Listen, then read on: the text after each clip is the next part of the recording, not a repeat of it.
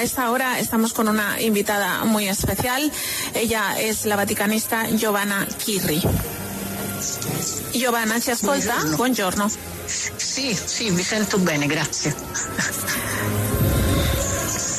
Ok, grazie, la ringrazio molto per essere con noi in questa occasione così tanto speciale, allo stesso tempo triste magari, però anche si percepisce la speranza qua in San Pietro. Sì, direi di sì, perché le dijimos a nuestra invitada que sì, un attimo Giovanna che porgo in spagnolo la domanda così non sente Giovanna? Bene. Adesso sì. Giovanna? Sì, sento. Ecco, sì, dicevo che porgo la domanda in spagnolo, sì, così i nostri ascoltatori possono capirla. Decía que hay una mezcla de tristeza en la Plaza de San Pedro ahora mismo, pero también de cierta esperanza, que era lo que nos transmitía el Papa Francisco. Giovanna, prego.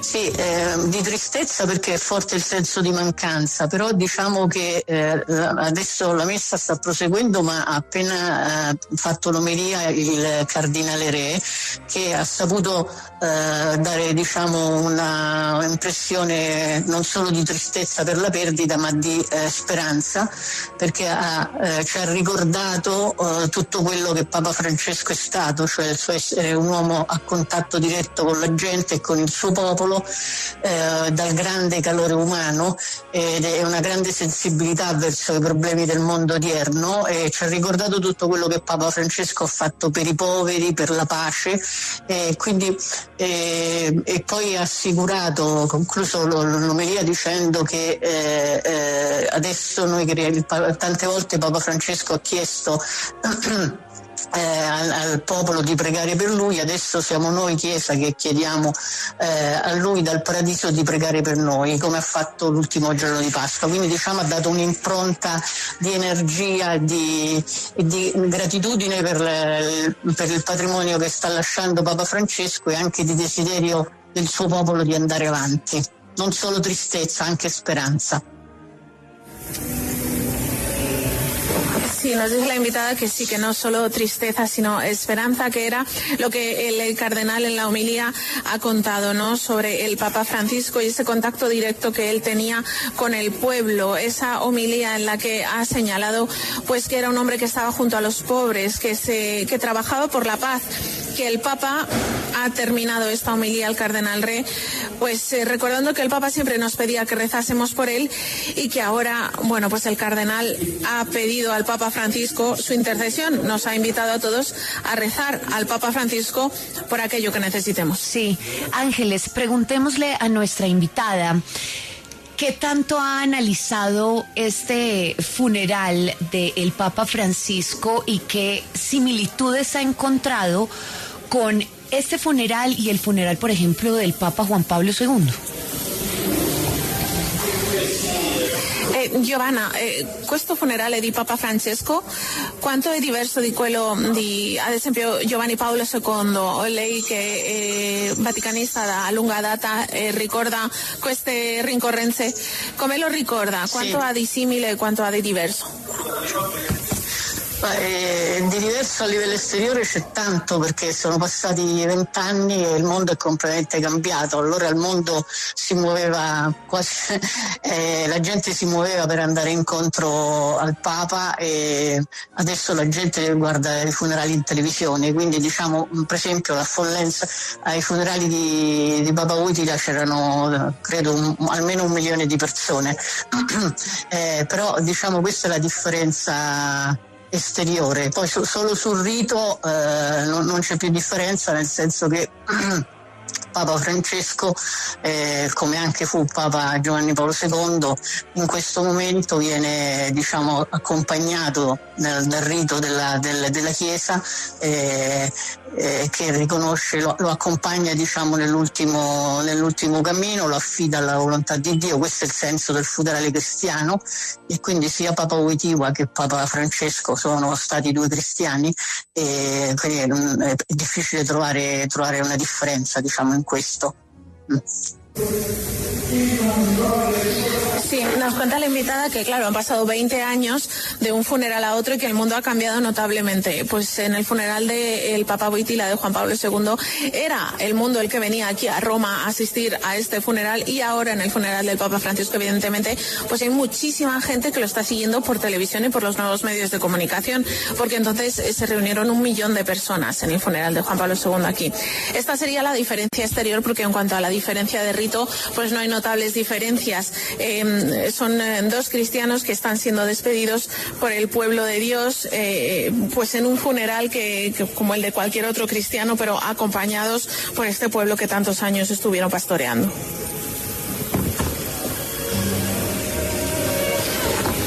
Giovanna, io la volevo chiedere, Giovanna, allora che cosa aspetta alla Chiesa questa eredità, questo patrimonio di Papa Francesco? Secondo lei continuerà, ci avrà una continuazione? Este patrimonio, esta herencia del Papa Francisco tendrá una continuación en los próximos años? Sì, ho capito. Rispondo? Dunque, Papa Francesco è seminato in tanti campi, no? Quindi sarà difficile vedere attraverso che cosa. C'ho un ritorno c'ho un audio nell'orecchio sinistro, non c'è, però. La sentiamo bene. Sì, noi la sentiamo bene. Sì. Ecco, adesso sento, sì. Allora, dicevo che è difficile dire che cosa resterà e che cosa non resterà, perché Papa Francesco ha seminato tantissimo, sia verso il mondo, soprattutto nella ricerca della pace, che anche verso la Chiesa, per farla essere una Chiesa aperta al mondo, una Chiesa che accoglie i poveri e una Chiesa che cammina insieme, no? Sviluppando il cammino della sinodalità. Quindi è difficile dire che cosa potrà restare. Adesso è compito dei cardinali capire su cosa vogliono spingere e raccogliere questa eredità. Diciamo che io ritengo che, insomma, come ha dimostrato anche il cardinale Re, che sta guidando in questo momento difficile, ritengo che Papa Francesco abbia, cioè che la Chiesa che ha lasciato Papa Francesco abbia in sé le possibilità per portare avanti la sua eredità. Cioè è un processo lungo, ci saranno delle tappe in avanti, delle tappe indietro, però io penso che il cammino di Papa Francesco tracciato è irreversibile, credo che sia irreversibile. Bisogna vedere adesso i tempi e i modi per portarlo avanti e anche chi sarà chiamato a farlo, cioè chi sarà il nuovo Papa. Sí, nos cuenta la invitada que el Papa Francisco evidentemente ha sembrado mucho en estos años, que resulta difícil decir que va a quedar y que no va a quedar o que no se va a continuar. Ha hecho mucho el Papa por la paz, por hacer que la Iglesia sea una comunidad que camina junta, por la sinodalidad, es decir, que todos puedan participar. Dice la señora Kirk que es ahora el deber de los cardenales entender en qué quieren perseverar y de qué manera continuar esta herencia. Como demuestra el cardenal Re, que está guiando todo este proceso de sede vacante, la Iglesia que ha dejado el Papa Francisco es capaz por sí misma de portar adelante esta herencia. Es un proceso largo, dice la invitada, pero el camino que ha trazado el Papa es irreversible. Hará falta ver los tiempos y los modos en los que este camino puede proseguir. Ángeles, por favor, pregúntele a nuestra invitada por un punto especial que mencionó el cardenal Re, y es la mención al llamado que hacía el Papa Francisco a la aspiración mundial a la fraternidad, sobre todo mencionando la carta encíclica Fratelli Tutti, ese mensaje que llevaba siempre el Papa Francisco de fraternidad, siempre ese mensaje donde iba. Allora Giovanna, pure nell'omelia il cardinale Re ha parlato della fratellanza umana, di quanto era importante per il Papa Francesco questo particolare, anche sulla carta enciclica Fratelli Tutti era un richiamo permanente del Papa Francesco, questa fratellanza. Quanto ci può aiutare questa fratellanza in questa situazione mondiale in cui siamo? Credo che possa essere uno dei pochi aiuti che ancora ci rimane, perché Papa Francesco ci diceva siamo tutti fratelli, e quindi questo ci può aiutare magari a dirci le cose in faccia, magari a litigare, però poi a trovare un accordo, Papa Francesco diceva che insomma i conflitti vanno risolti, quindi vanno risolti però attraverso il dialogo, non sparandoci le armi in testa. Se fra una coppia invitava a non tirarsi i piatti in testa quando si litigava, fra due popoli, ecco, per esempio, cercare la strada della pace e non delle armi. Cioè, voglio dire che il mondo è molto conflittuale oggi, è molto contrapposto, e quindi se si ritrova questa radice, il fatto di essere tutti uomini, tutti persone, chiaramente può essere sicuramente una soluzione. È chiaro, la fraternità deve andare a livello anche di diplomazia e di politica, perché qualcuno a livello di potenti del mondo si deve far carico di predicarla e di metterla in pratica. Questo è un po' il sogno di Papa Francesco, però è un sogno molto per il quale lui si è dato da fare molto concretamente. Cioè, lui ha cercato di creare tutti i legami di fraternità fra le persone, anche le più diverse, sia per religione, sia per nazionalità, sia per provenienza, e quindi è come se avesse creato una specie ha invitato tutti a un tavolo di dialogo, tutti gli uomini del mondo, tutti i potenti della terra, per costruire la pace. È chiaro che con la guerra nel cuore dell'Europa in Ucraina, con la situazione che abbiamo oggi nel Medio Oriente, ecco, se si riesce a mettersi al tavolo e parlare anziché sparare le bombe sui bambini degli ospedali, magari insomma si potrebbe fare qualcosa.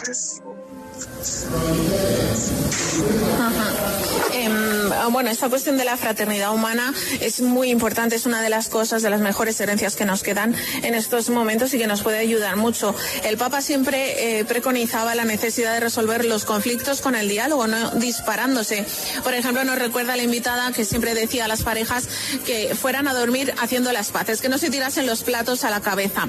Tenemos un mundo muy conflictivo, nos recuerda nuestra invitada, y si es posible, bueno, pues hay que volver a esa raíz de la que nos hablaba el Papa Francisco, y esa podría ser una solución. Fraternidad también a nivel diplomático y político, y ponerla en práctica. Era el sueño del Papa Francisco por el que ha trabajado tanto tiempo, poner a tantas personas de acuerdo, de distintas religiones, de distintas procedencias. Era el sueño de establecer estos lazos de fraternidad entre distintos. Ha invitado, digamos así, al mundo entero a sentarse en una mesa de diálogo para construir la paz. Algo tiene que quedar de eso que ha hecho el Papa Francisco, sobre todo en una situación como la que estamos, con la guerra en Ucrania, con la situación en Oriente Medio. Es mejor sentarse y dialogar, por supuesto, que bombardear a niños u hospitales, nos dice la invitada. Ángeles, ese mensaje que mencionaba Rafael le llegó a todo el mundo. Él también tenía un mensaje de unidad, de que la iglesia no podía negar a absolutamente nadie. Lo dijo en una entrevista con una persona no binaria.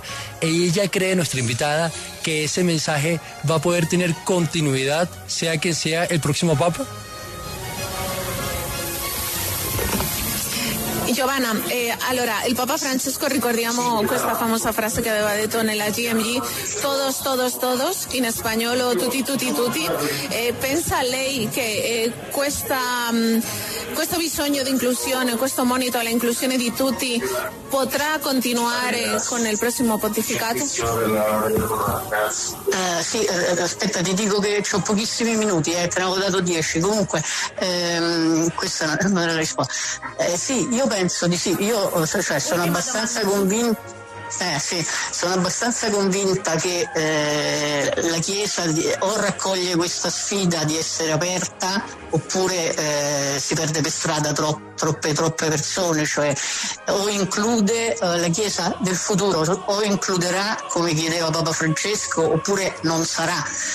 Quindi sì, sono convinta che il prossimo Papa dovrà fare i conti con questa sfida. Tantissime grazie Giovanna, la lasciamo lavorare, che sappiamo che oggi è una giornata impegnatissima. Grazie assai. Scusa per la fretta. Ciao, saluto a tutti. Ciao. No, tutto il contrario, grazie. Arrivederla. Nos dice la invitada que, lógicamente, ella es periodista, también tiene hoy un día complicado a nivel laboral. La Iglesia no puede negar a nadie. Ella está convencida de que la Iglesia o recoge esta herencia, este desafío del Papa Francisco de la inclusión, o va a perder a muchos por el camino. La Iglesia del futuro o incluye o no será. Y el próximo Papa tiene que recoger este guante, esta herencia, esta semilla que ha sembrado el Papa Francisco.